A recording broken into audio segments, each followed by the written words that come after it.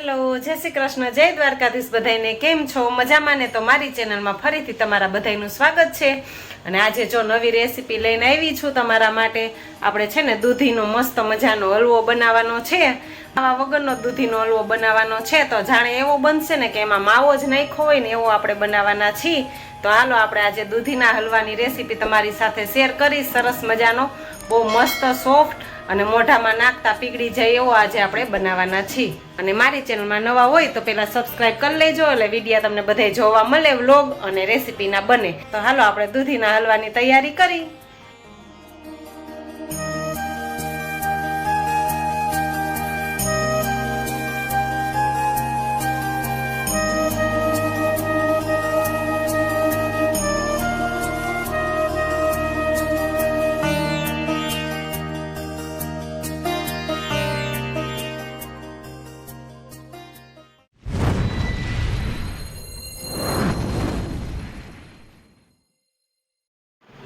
તો આપણે છે ને દૂધીનો હલવો બનાવવા માટે 3 નંગ આવી તે મોટી મોટી મેં દૂધી લીધી છે. તમારે જેટલો બનાવવો હોય એટલી તમે દૂધી લઈ શકો.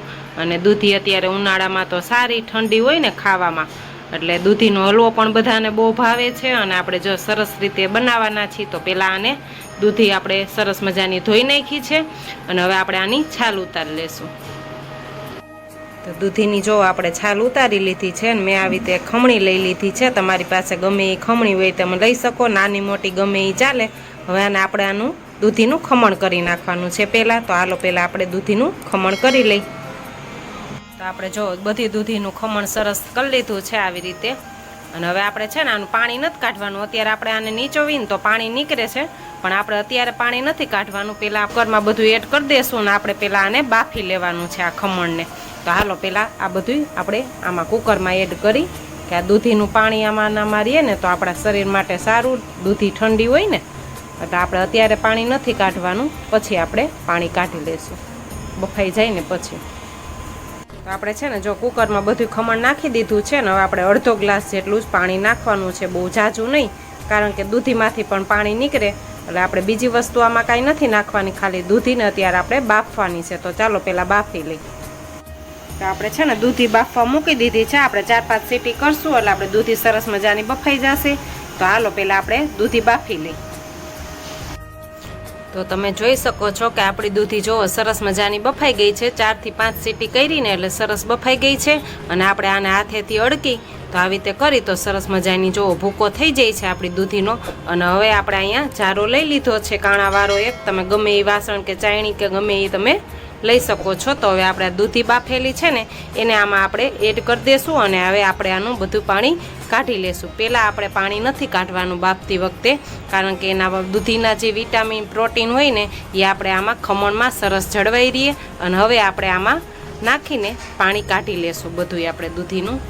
તો જો તમે જોઈ શકો છો કે દૂધીનું ખમણ આપણે બધું આમાં લઈ લીધું છે જારામાં.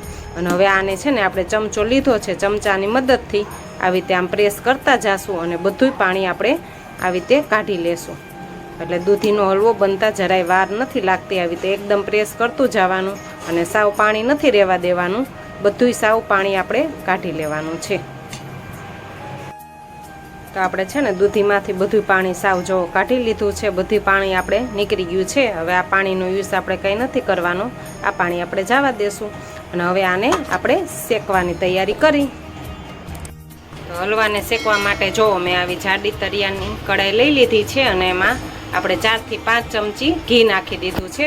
અને હવે આપણે જે આ દૂધી બાફેલી રાખી છે ને આપણે આમાં એડ કરી દઈશું. બધું ખમણ આપણે આમાં નાખી દઈશું. તો હવે બધું ખમણ આપણે આમાં ઉમેરી દીધું છે. હવે ગેસને છે ને મીડિયમ રાખીને આપણે ધીમા તાપે આને ઘીમાં પહેલાં સરસ મજાની દૂધીને શેકી લેશું. જાડા તરિયાવાળી કઢાઈ હોય ને એટલે નીચે ઓછું ચોટે, નતર નીચે બેસી જાય. તો આપણે ધીમા તાપે થોડીક જ વાર 4 થી 5 મિનિટ જ આપણે આને શેકવાનું છે, કારણ કે આપણે દૂધી તો ઓલરેડી પહેલાં બાફી લીધી છે એટલે શેકાતા વાર નથી લાગતી. એટલે આપણે થોડીક જ વાર 4 થી 5 મિનિટ જ શેકશું.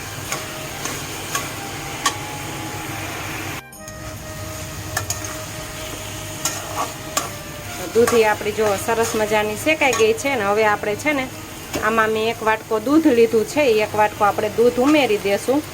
મારે 2 વાટકા ખમણ હતું દૂધીનું, એ માપ પ્રમાણે હું દૂધને બધું એડ કરીશ.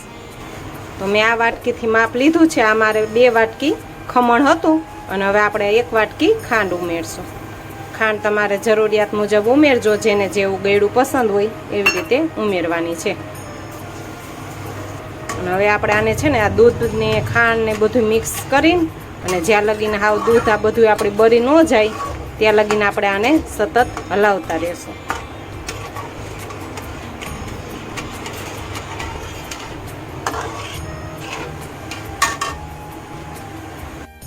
તો મેં આગળ તમને જણાવ્યું એ મુજબ આપણે માવો નથી ઉમેરવાનો, માવા વગરનો દૂધીનો હલવો આપણે બનાવવાના છીએ.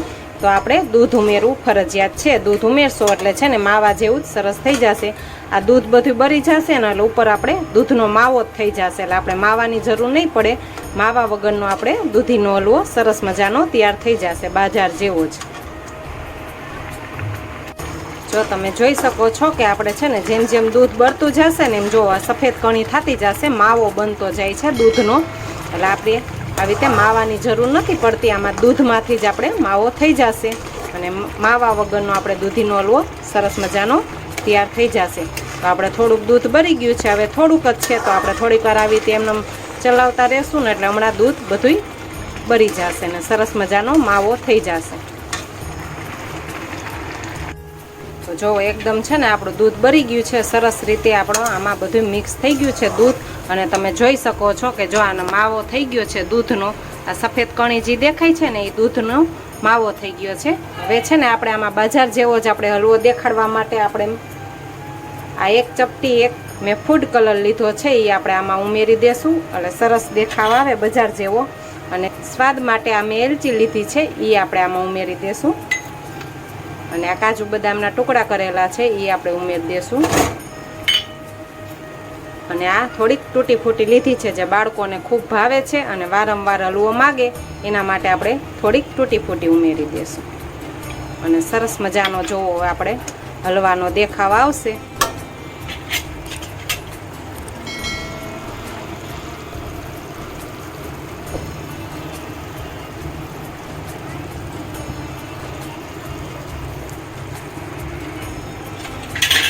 હવે આપણે આને મિક્સ કરી લઈએ.